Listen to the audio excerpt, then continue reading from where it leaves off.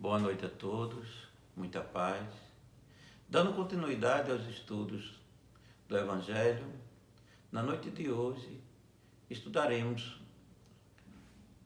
a introdução, que estamos na parte que trata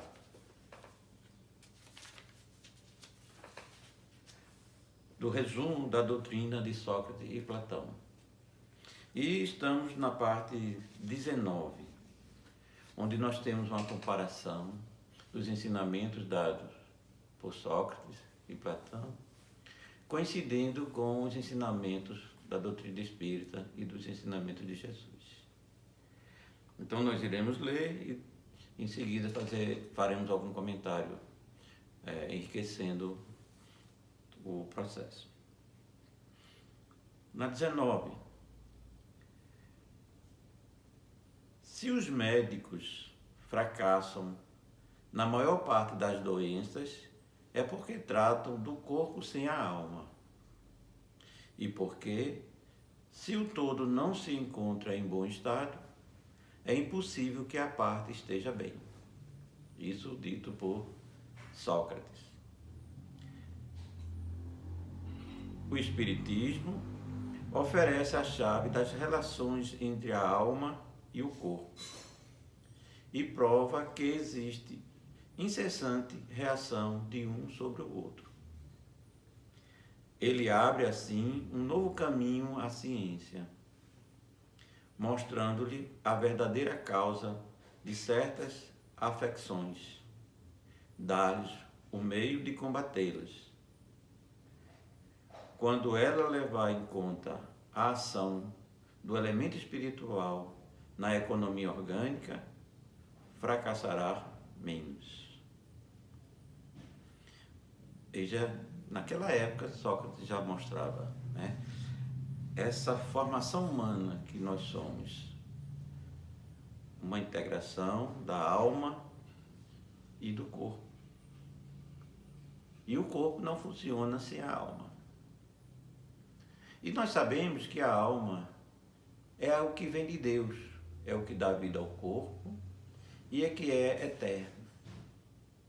E que todo aprendizado que nós estamos vivenciando aqui na Terra tem como objetivo elevarmos a nossa alma, aprendermos, eliminar nossas faltas, nossos defeitos, nossas imperfeições que adquirimos nessas jornadas reencarnatórias e até mesmo nessa que está atualmente, e possamos assim melhorar espiritualmente, melhorando a nossa alma, consequentemente tendo um corpo perfeito, um corpo com saúde e equilíbrio.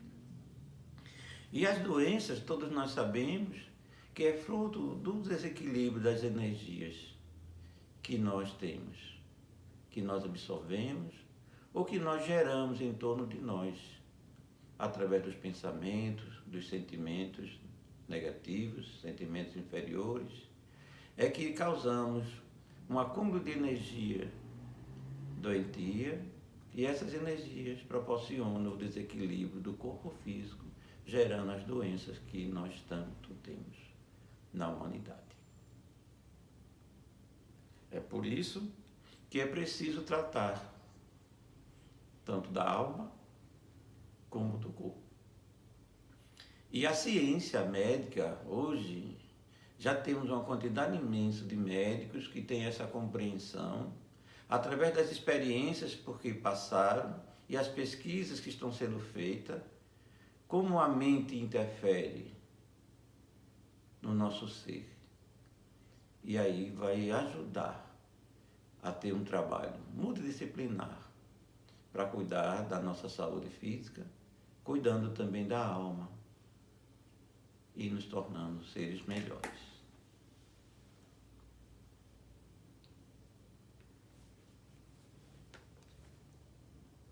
Na pergunta 20,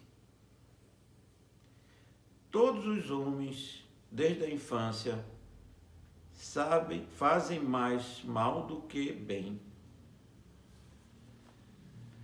Essas palavras de Sócrates tocam a grave questão da predominância do mal sobre a terra questão insolúvel, sem o conhecimento da pluralidade dos mundos e do destino da Terra, onde se encontra apenas uma pequena fração da humanidade. Só o Espiritismo lhe dá solução, que é desenvolvida logo adiante, nos capítulos 2, 3 e 5 do Evangelho, esse livro que nós estamos iniciando a estudar em nossa casa. Veja coisa interessante, né? E a doutrina ensina muito bem. Por que é que desde a infância nós fazemos mais mal do que bem?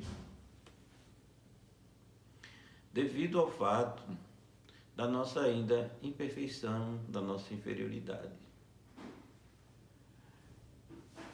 E do uso errôneo do livre-arbítrio. Aqui na Terra é um local de prova e expiação. Então, a característica do nosso planeta é nós trabalharmos para nos esforçar para a melhoria, através das escolhas que a gente faz nas nossas vidas. E uma coisa interessante é que na Terra é onde tem o maior chamado para as coisas materiais, para as coisas da imperfeição. Porque como nós ainda somos seres mais primitivos do que evoluídos, as nossas tendências é nos aproximar, é nos vivenciar com pessoas e situações que levam a gente mais para o erro do que para o acerto. Uma coisa interessante, né? Deus colocou em nós uma voz da consciência que diz o certo. E também colocou as nossas más tendências, que é aquilo que de errado nós temos e que precisamos corrigir. Então essas nossas más tendências nos levam e nos conduz quase sempre a fazer o mal, aquilo que nós já praticarmos em outras encarnações, porque a gente já tem habilidades para fazer. Já fizemos tantas vezes que nós acostumamos. Então há uma tendência natural nós ficarmos sempre agindo mais facilmente, mais rapidamente em relação ao mal. Só que, como nós falamos, Deus colocou a voz da consciência, que diz o certo. E todas as vezes que a gente vai tomar uma decisão, essa vozinha atua na nossa mente e pede, e nos lembra qual é o certo. Só que muitas vezes nós escolhemos não fazê-lo. Por acomodação, por mais facilidade, por características que são nossas de não ter um esforço para se melhorar, para se desenvolver. E aí nós temos grandes dificuldades para fazer o bem, porque exige esforço, para deixar de errar, porque também exige esforço. E tudo aquilo que a gente tem, que não é um hábito, nós temos uma dificuldade natural. Nenhuma novidade nós conseguimos fazer na primeira, na maior facilidade. Mas a gente sabe que é preciso nos esforçar para que a gente possa adquirir as melhores capacidades, as melhores condições de aperfeiçoamento, de compreensão da vida. Então, na verdade, o mal na Terra ainda é maioria por conta do plano que essa Terra é, prova e expiação. Então, é um local de teste para nós, de provas nas nossas vidas, para que a gente possa conseguir vencer essas provas e nos tornar criaturas melhores. E quem se esforça, quem adquire esse saber, esse conhecimento, tem a paz, a serenidade, o equilíbrio, a harmonia e superação de todas as dificuldades. Que é esse o objetivo porque nós estamos aqui no nosso planeta, de prova e expiação. Só que, como todos nós sabemos também, tudo evolui e o planeta também evoluirá. E já estamos numa transição para um mundo melhor, um mundo de regeneração. Por isso que nós estamos vendo tantas calamidades, tantas coisas acontecendo, que nem imaginamos, mas são ações divinas que proporcionam a reforma, a mudança de comportamento, a maneira de ser, de vivenciar. E quem faz essas escolhas para o bem, consegue sim adquirir e merecerá esse reino dos céus, que será a terra no futuro, quando nos tornarmos um planeta de regeneração. Daí nós temos dificuldades, mas é na dificuldade, através do esforço, da dedicação, que nós temos mais mérito perante Deus e nos fortalecemos. Então, por isso que o mundo tem essa característica ainda, da dificuldade de nós escolhermos mais o mal do que o bem. O item 21. Sócrates fala: a sabedoria está em não pensares que sabes aquilo que não sabes. Isso vai endereçado àqueles que criticam as coisas de que frequentemente nada sabem. Platão completa este pensamento de Sócrates ao dizer: tentemos primeiro torná-los, se possível, mais honestos nas palavras. Se não conseguimos, não nos ocupemos mais deles e não busquemos mais do que a verdade. Tratemos de nos instruir, mas não nos aborreçamos. É assim que devem agir os espíritas, com relação aos seus contraditores de boa ou má fé. Se Platão revivesse hoje, encontraria as coisas mais ou menos como no seu tempo e poderia usar a mesma linguagem. Sócrates também encontraria quem zombasse de sua crença nos espíritos se o tratasse de louco, assim como seu discípulo Platão. Por haver professado esses princípios, Sócrates foi primeiro ridicularizado, depois acusado de impiedade e condenado a beber a cicuta. Tanto é certo que as grandes verdades novas, levantando contra elas os interesses e os preconceitos que ferem, não podem ser estabelecidas sem lutas e sem mártires. Nesses ensinamentos, Sócrates fala uma coisa bem interessante, que muitas das vezes a gente nem consegue parar para se aperceber. Que a sabedoria está em não pensares, que sabeis aquilo que não sabes. E quantas vezes nós nos pegamos desse jeito, né? A gente não tem ainda a compreensão de determinados assuntos, nunca estudou, nunca leu, nunca analisou, nem refletiu, e nós somos contra.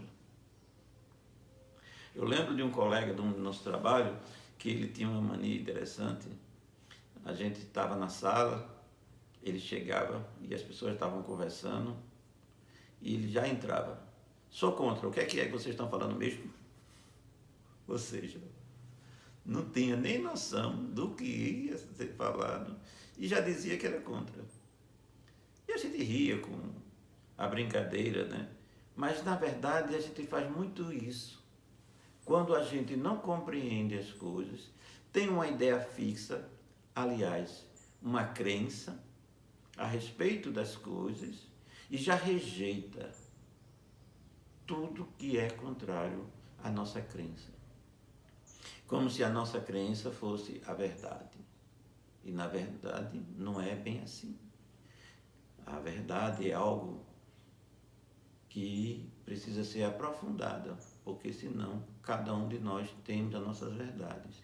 E daí vocês veem as dificuldades, os grandes conflitos que as pessoas têm, porque estão cada um defendendo a sua verdade. mas nenhum analisando, refletindo, para depois emitir uma informação coerente, correta, segura, analisada e refletida. Por isso que a doutrina espírita é uma doutrina de consciência, onde nós precisamos analisar e refletir para aceitar. É a fé raciocinada, para que a gente possa realmente entender, compreender e expressar aquilo que nós entendemos. E aí a gente não vai ter dificuldade de ouvir as contestações das pessoas que se expressam sem ter nenhum conhecimento. A gente desenvolve a indulgência para com essas pessoas, que é uma das virtudes que nós precisamos para o nosso progresso, o nosso melhoramento, entendendo que eles estão dizendo isso porque não têm ainda a compreensão. E à medida que eles vão compreendendo, vão tendo dado chance a si mesmo de aprender, de compreender, vai ver que não há nenhuma novidade na doutrina espírita. Tem uma lógica, tem um bom senso, onde tudo se explica e esclarece. Então, as questões da reencarnação, que é tão badalada como uma coisa absurda, quando a gente vai estudando, vai vendo que é a reencarnação que explica todos os processos que nós estamos passando, os nossos sofrimentos, as nossas angústias, esses acasos que a gente pensa que é, as respostas do que, porque eu nasci aqui, né? E quando eu morrer, para onde é que eu vou? Né? Então a reencarnação dá um saber e uma confiança e uma fé que nós não somos abandonados pelo nosso Pai Celestial. Além de dar cumprimento e compreensão aos ensinamentos que Jesus nos ensinou. Porque se a gente não tem a compreensão da reencarnação, como é que vai aceitar os ensinamentos de Jesus? Para que depois que a gente morra, ir para o reino dos céus? Não tem quem se convença. Mas se nós soubermos que nós reencarnamos, estamos aqui para evoluir, somos alma e corpo integrados.